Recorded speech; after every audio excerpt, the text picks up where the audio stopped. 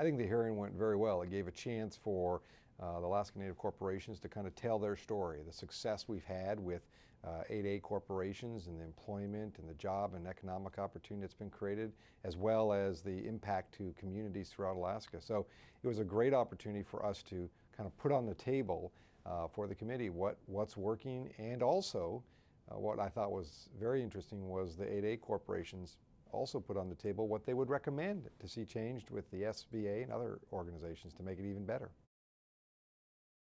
Well, I think a lot of the information I was obviously very aware of because, being from Alaska, we're always aware of what 8As and Native corporations are doing. But I think what was compelling was hearing from the three representatives from Alaska.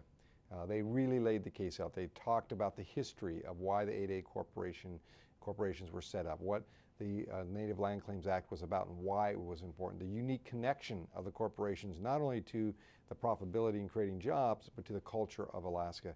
And then some great examples of how it's worked for individuals. I think there was some very strong, compelling presentation by the representatives from the Alaska Native corporations. But what I saw, and why I say that, is I saw the chair recognizing that, and that's an important piece of the equation.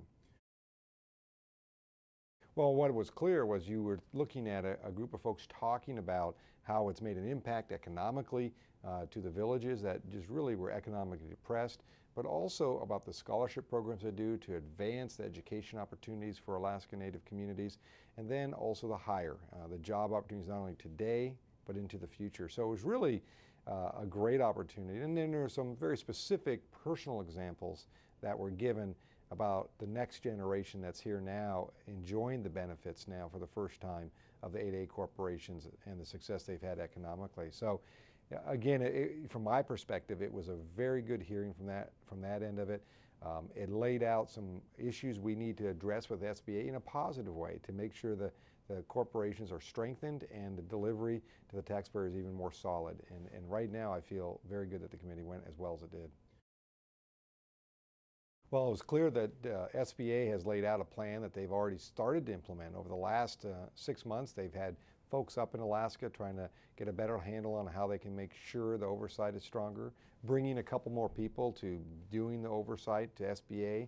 But they also have some resource needs, and the 8A corporations laid that out. The Small Business Administration laid that out. For the last several years, Congress has not acted on their needs, and I think we need to step up to the plate. Instead of criticizing, what we need to do is help make sure the oversight agency, in this case, the Small Business Administration, has the resources they need to do the oversight, the tracking, and the technical assistance to make sure our 8A corporations, the Indian-owned corporations throughout the lower 48, are successful. Well, it was a great pleasure to see. Obviously, my colleague, Senator Murkowski, was there. We stayed throughout the whole meeting. Senator Kitka from Hawaii, as well as Senator Tester from Montana. Because the issue is not just about Native corporations in Alaska, it's about American Indian-owned corporations throughout, the 8A corporations throughout the lower 48 and the Hawaiian Islands, as well as Alaska. So it doesn't just impact us, it impacts the whole 50 states in regards to their American Indian connections and relationships.